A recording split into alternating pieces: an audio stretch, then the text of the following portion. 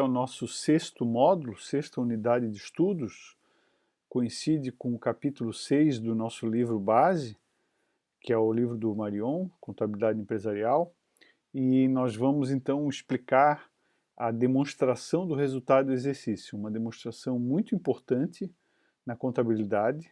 Depois do balanço, é a demonstração que mais tem importância entre todos nos estudos, na demonstração de resultado do exercício, se a empresa teve ou não um lucro, e ela é uma demonstração de fluxo, portanto totalmente diferente do balanço patrimonial, que é a única demonstração que nós aprendemos, que é uma demonstração estática, mostra a fotografia do patrimônio num determinado momento do tempo, normalmente no final do exercício. Bom, nesses slides a gente vai explicar como se apura os diversos lucros. A empresa tem um lucro chamado lucro líquido, mas tem lucros intermediários que são fontes de informação para o administrador e para os outros usuários da informação contábil. Nós vamos estudar a estrutura da DRE, vocês vão ter que memorizar essa estrutura, ter uma noção importante dessa estrutura da demonstração de resultado.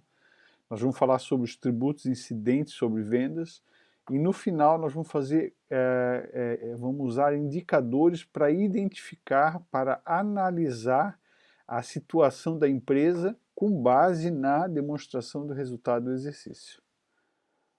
Bom, a demonstração do resultado do exercício, ela é uma demonstração de fluxo que ela é obrigada, por lei, a ser publicada no final do exercício social. Enquanto o balanço patrimonial é uma demonstração estática, como o professor falou, a DRE é dinâmica. Se o balanço patrimonial a foto do patrimônio da empresa, a DRE evidencia o que ocorreu para que a foto mudasse de um ano para o outro. Então nós temos aqui uma representação gráfica que eu gosto de mostrar para explicar esse assunto, do ano de, vamos chamar esse ano de 2002. Então, no final do ano passado, do ano de 2001, você tinha um balanço patrimonial, que aqui só está esquematicamente representado nesses quadrinhos aí. Um balanço patrimonial com bens, direitos, obrigações com terceiros e obrigações com sócio, ou patrimônio líquido. No final do ano de 2002, você tem um outro balanço patrimonial, uma outra situação patrimonial, com bens e direitos, obrigações com terceiros, obrigações com sócios ou patrimônio líquido, né? Houve uma mudança. Essa mudança, embora não esteja em números apresentada, mas parte dessa mudança é explicada na demonstração do resultado do exercício. Enquanto o balanço é uma foto do patrimônio no final do ano passado, que é a mesma do início desse ano, e no final deste ano, esse patrimônio mudando, a DRE vai explicar quais são os motivos, ou alguns dos motivos pelos quais o balanço patrimonial mudou, o patrimônio mudou. Então, o que explica a mudança do patrimônio? Por que uma empresa melhorou o patrimônio líquido, aumentou o patrimônio líquido? Por que uma empresa aumentou o caixa, tem mais estoques, tem menos dívida? Ah, é porque ela teve lucro, professor. Isso mesmo. E onde é que a gente enxerga esse lucro? No finalzinho da DRE. Ele nasce do confronto de receitas, como nós estudamos receitas auferidas, conquistadas, vendeu a prazo, não recebeu dinheiro, mas recebeu um direito de receber um dinheiro. E aí nasce contas a receber. Vendeu a prazo, nasceu um conta a receber. Opa, aumentou o patrimônio. Você tem as receitas menos os custos e despesas, despesas incorridas, custos incorridos, custos relacionados à atividade fim, despesas relacionadas à atividade meio. Lembra da aula passada? Sobre regimes contábeis e situação econômico-financeira? Custos e despesas aqui não importa se foram ou não pagas, foram incorridas.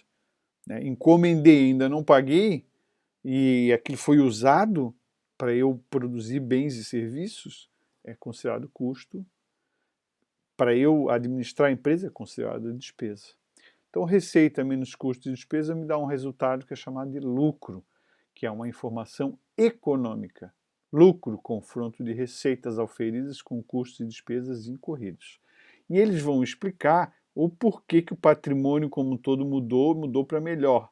Se a empresa diferente tiver resultado negativo na apuração de resultado, uma DRE com prejuízo do exercício, então esse prejuízo do exercício vai se refletir no patrimônio líquido. Para quem lembra, dentro do patrimônio líquido nós temos capital social e reservas e lucros ou prejuízos acumulados. Então, se a empresa tem prejuízo, aquele prejuízo diminui lucros acumulados de anos anteriores ou até aumenta prejuízos acumulados de anos anteriores. Ou então, dependendo da conta, pode zerar, pode dar mais lucros acumulados, pode dar menos lucros acumulados, mais prejuízos acumulados, menos prejuízos acumulados. Bom, a apuração anual do resultado da empresa, então, ela se faz com medidas, resultados intermediários, né? O professor aqui nessa demonstração fez um resuminho genérico, mas a DRE ela tem um nível estrutural muito mais detalhado. Esse nível de estrutura, essa estrutura detalhada, mostra várias espécies de lucro.